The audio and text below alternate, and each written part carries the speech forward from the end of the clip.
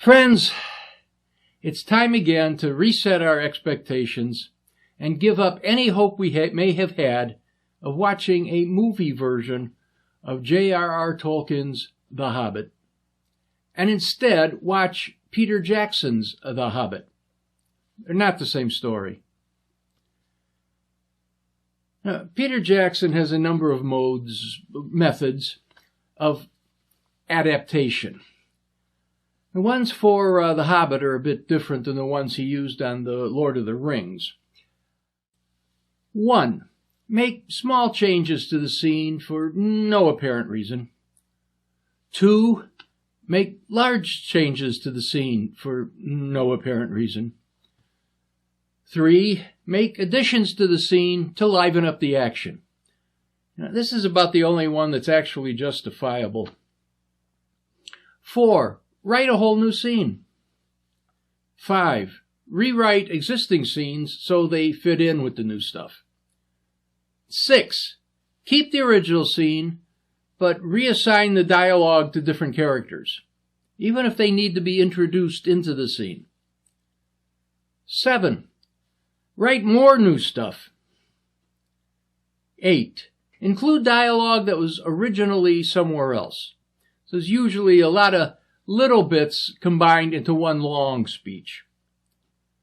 9. Relocate the scene on the timeline. And 10. Write even more new stuff that isn't even hinted at in the book. And that doesn't cover changing characters' personalities and motivations.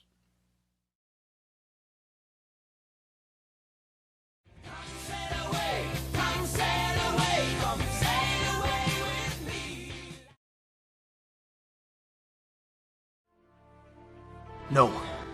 I'm done with dwarves. Go away. Back at the book. The dwarves, all of them, sailed across Long Lake and up the river Running. In 3 days, they pulled up to the shore. The men of Lake Town had brought a string of ponies laden with supplies, along with ponies for riding, and met the dwarves at that point. The men took to the boat and hightailed it back to town. Don't ask why the dwarves couldn't have just ridden instead of taking the boat. It's never brought up.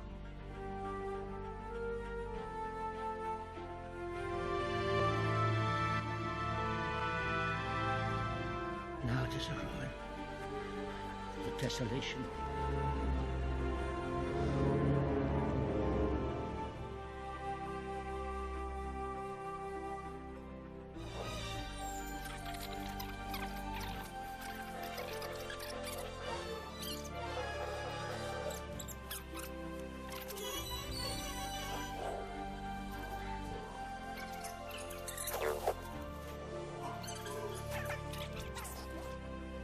After a few totally dreary days, they reached the base of the mountain.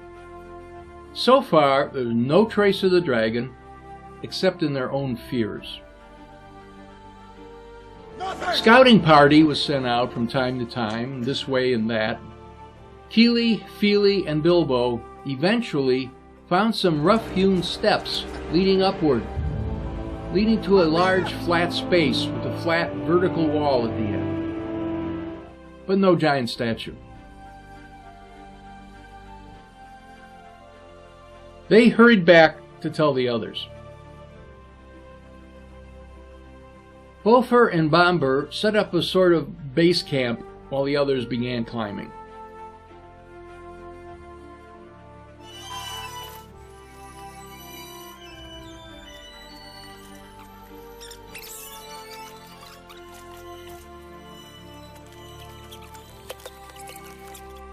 Once the 12 were gathered, they began an assault on that wall, to no avail. All it did was break their tools.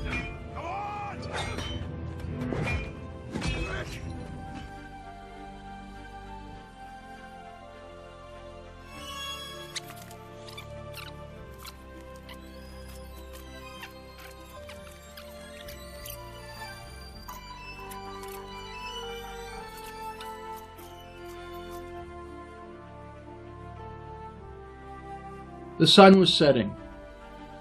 They had been sitting dejectedly for a while when a large bird landed on a rock. In fact, the book called it, quote, an enormous thrush, unquote, and not that dinky little thing in the movie. He was trying to crack open a snail shell. A crescent moon was rising. Bilbo jumped. He alone remembered the runes on the map. Quote, when the thrush knocks.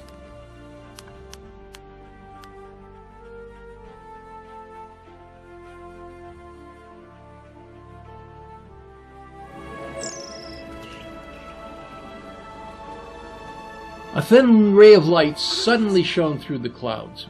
The last light.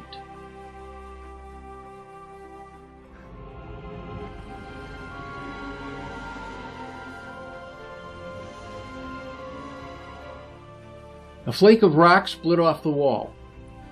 Bilbo turned and cried for Thorin. The key, quickly!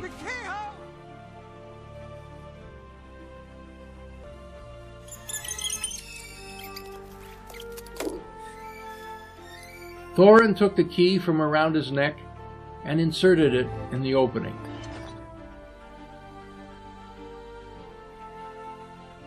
It fit.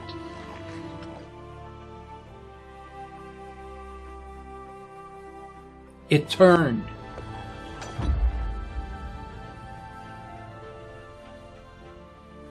The company all pushed together. An opening into a deep darkness appeared.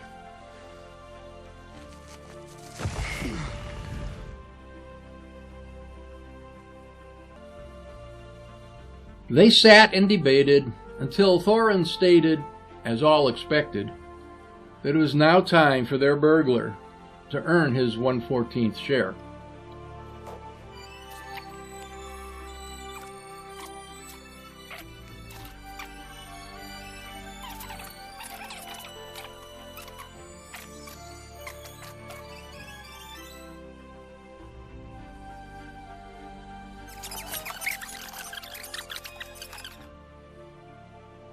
Bilbo knew it, but still was reluctant.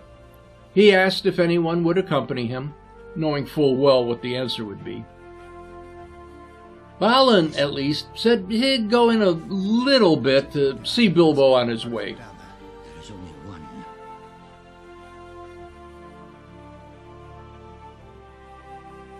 one. They stopped where the faint outline of the door was still just visible.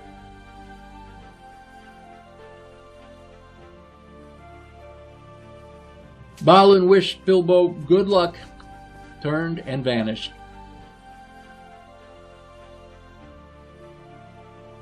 Bilbo steadied his nerves the best he could, put on the ring, and crept as silently as only a hobbit could into the cavern.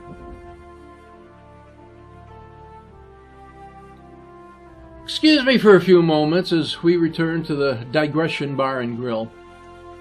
I feel the need to explain my usage of a few terms. Not in book, embellishment, and padding. Not only so you know what I mean, but also to clarify in my mind so I can use them consistently. Obviously, not in book can include embellishment and padding, but I use it to mean something more specific. My intent is to use this phrase to indicate the various subplots that don't exist in the book. That means any scene or sequence that features orcs, as opposed to goblins, Legolas and or Tauriel in particular at any time, and any elves in general between the dwarves' escape and the final battle. Lake Town, from the time the dwarves set sail to Smaug's attack, and anything to do with Dol Guldur. Establishment and padding are much the same, except embellishment connotes adding something. A little more detail to a setting, a little bit of backstory, things like that can actually help the story. Padding adds nothing but runtime. I started using the phrase being ignored in some instances, but since I've now pretty much defined not in book as meaning the same thing, I won't use it anymore. Now, that should take care of it. Let's go see what Gandalf is up to.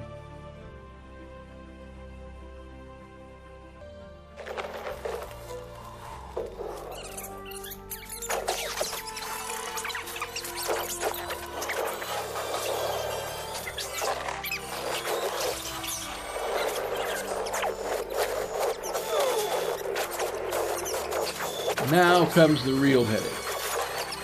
There are roughly 43 minutes left in the Desolation movie, not counting the 20 minutes of credits.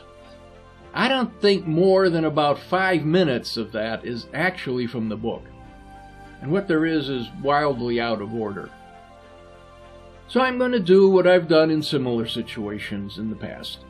Summarize the story as written and illustrate, where possible, with scenes from the movie. Now, since the movie has so little to do with the book anymore, these scenes may not have an actual one-to-one relation to the summary, and they may be in a totally different sequence. Okay, back to Erebor. After Balin left, Bilbo stealthily walked down the tunnel into the main chamber. As he got closer, he noticed a red glow pervading the space, accompanied by a noise like the gurgling of some huge animal snoring. He looked up and saw it, a vast golden dragon, fast asleep. Smaug lay stretched across immeasurable wealth, not buried under it. Bilbo stood transfixed until Smaug shifted his position and changed the tone of his snore. Then Bilbo remembered his task. He grasped a great two-handled cup, as heavy as he could carry, not a dinky little chalice, and fled. He struggled with his prize back up the tunnel. The dwarves were first surprised, then delighted. They passed the cup around, talking excitedly, when a rumbling came from the mountain. Up the tunnel came the echoes of a bellowing that terrified the dwarves. Far below, Smaug had awakened. He felt a disturbance in his air, a smell he was not familiar with. He sensed a draft coming from the door at the top of the tunnel. Then he missed the cup. Dragons had no actual use for wealth, but they knew to the last ounce what they possessed. Smaug's rage was beyond description. His fire belched, the hall smoked, the mountain shook. He sped through his lair, through the mountain palace, and out the front door. The dwarves heard all this and crouched against the walls of the terrace they occupied. They were saved, once again, by Bilbo's quick thinking. He told them to hide in the tunnel. Bifur gave a cry. Bofur and Bombur were still below them in the valley, with the ponies and their supplies. Thorin sent Bilbo, Balin, Fili, and Kili into the tunnel. He and the rest threw ropes over the edge and hauled up the others and some bundles of supplies. They had made it back to the tunnel just as Smaug arrived, licking the mountainside with flame. The ponies below panicked, broke their tethers, and bolted. Smaug turned and pursued them. Morning came. Smaug had returned to his lair. He was now sure that it was the lake men who had managed to invade his domain, or at least provide serious help to whoever did. The dwarves' terror grew less. They realized dangers of this kind were inevitable, and it was no good giving up yet. Plus, they had lost their ponies, and Smaug was still on guard. Debate turned into argument, and then to finger pointing. But eventually things cooled down, and the company got serious about deciding how to proceed.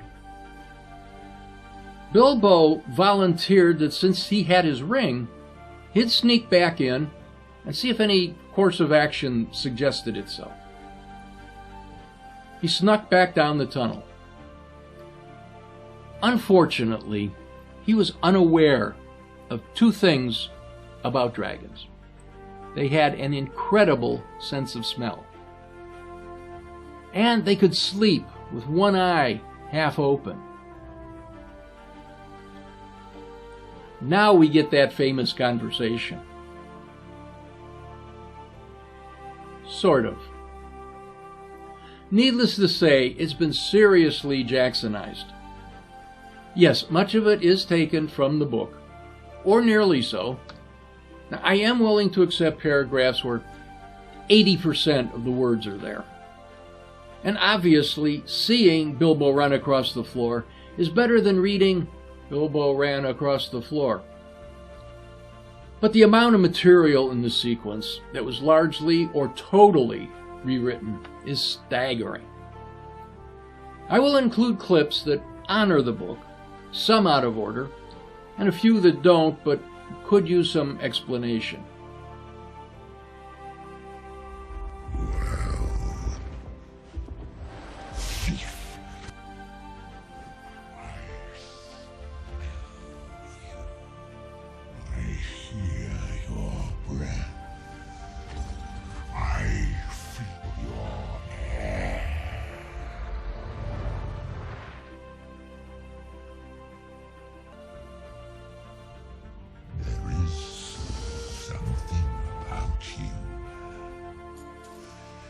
Something you carry.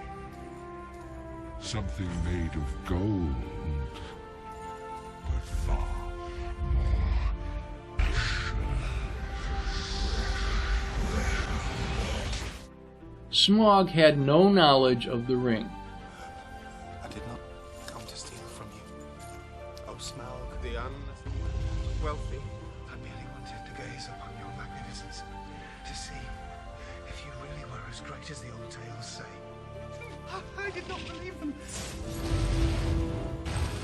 And do you now?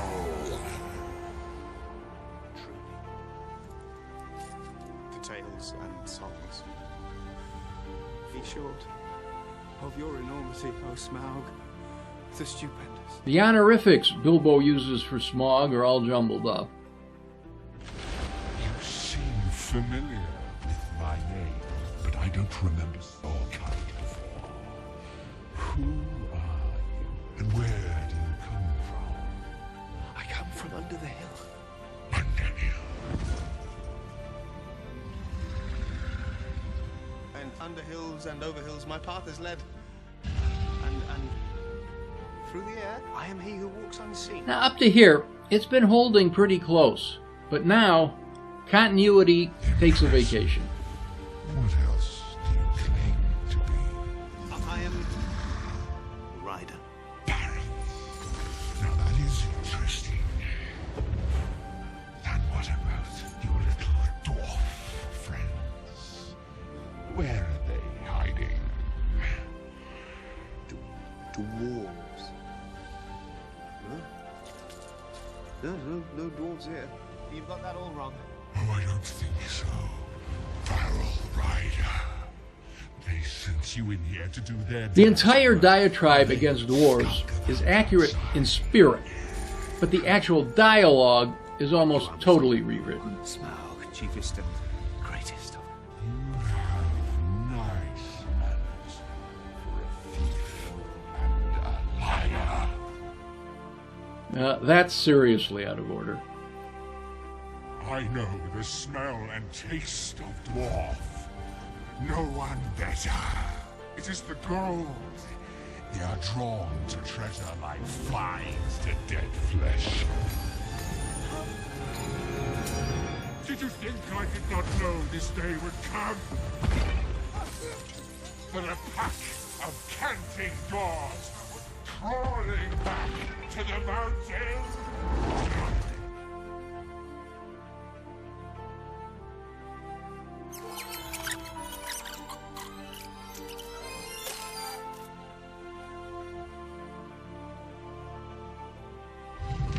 The king under the mountain is dead. I took his throne. I ate his people like a wolf among sheep. I kill where I wish, when I wish. My armor is iron.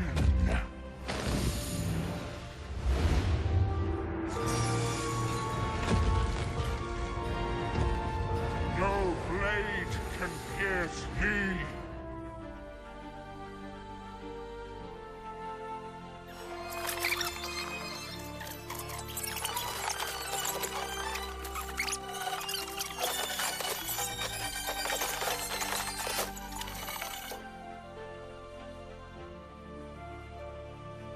Concealed. That filthy dwarfish usurper. He sent you in here for the Arkenstone, didn't he? No. I don't know what you're talking about. Don't bother denying it. I guessed his foul purpose some time ago. And there's also no evidence that Smaug had any special knowledge of the Arkenstone.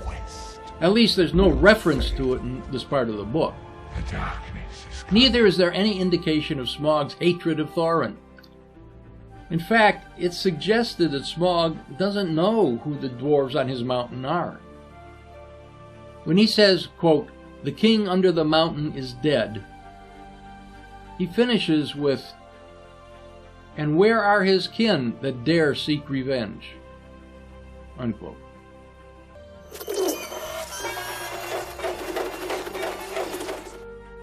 Actually, I've always found that the most interesting part of this exchange is the actors themselves.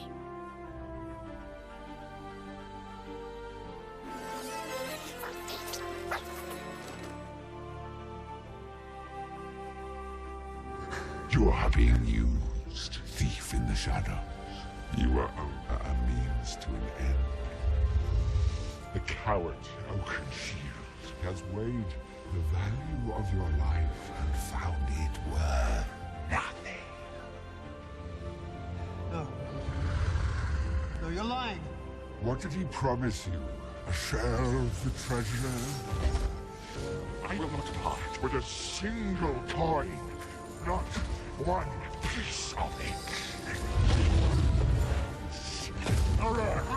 Anyway, eventually Bilbo saw the weak spot on Smaug's chest, put the ring on, and got the heck out of there. So it is true. Smaug tried to follow, but of course didn't fit in the tunnel, but his breath did. And Bilbo was not in the best of condition when he finally made it to the door. Truly.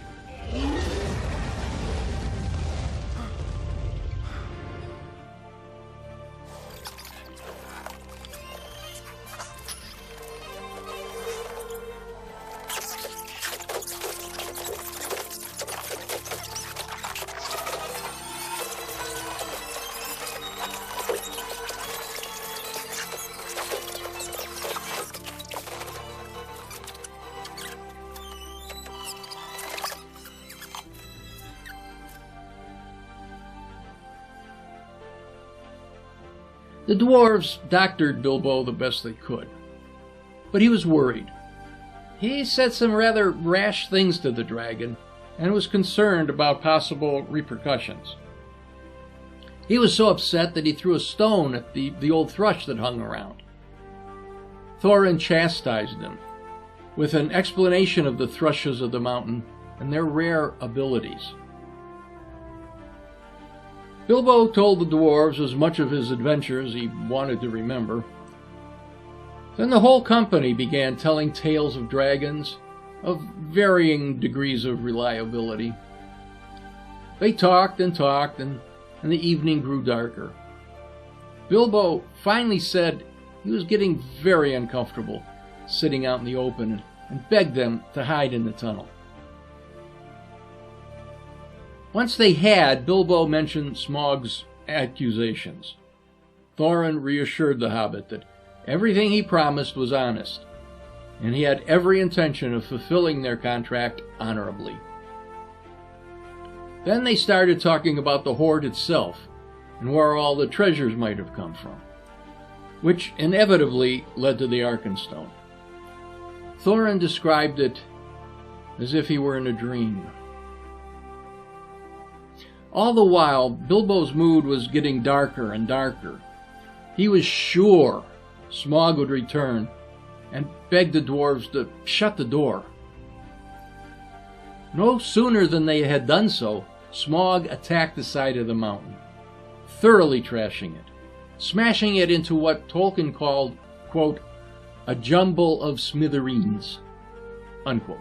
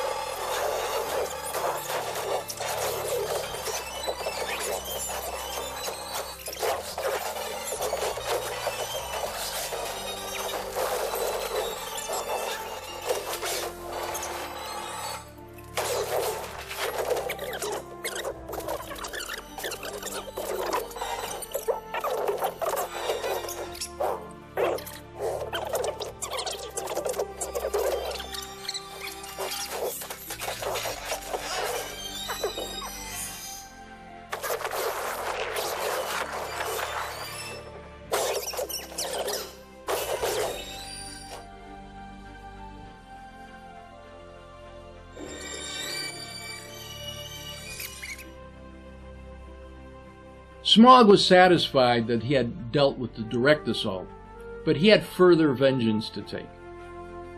"Barrel Rider," he snorted. He rose through the fire and headed for Lake Town.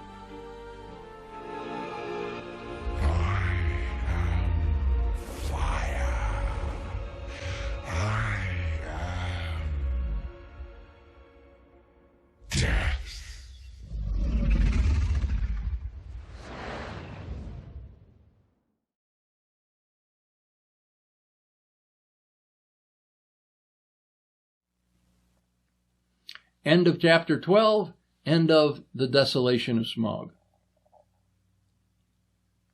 Now, back at about the 10:48 mark, I mentioned that of the 43 minutes left in the movie, I didn't think there were more than 5 minutes of it actually from the book. I've been watching the clock. 4 minutes, 30 seconds. And would you be stunned to know that the entire last half hour was totally Peter Jackson's invention? So, 7 more chapters in the book, about 70 pages, 2 hours and 15 minutes left on screen. I expect that's divided 2 hours Peter Jackson, 15 minutes J.R.R. Tolkien. Plus 26 minutes of credits, of course. 1, maybe 2 more episodes ought to do it.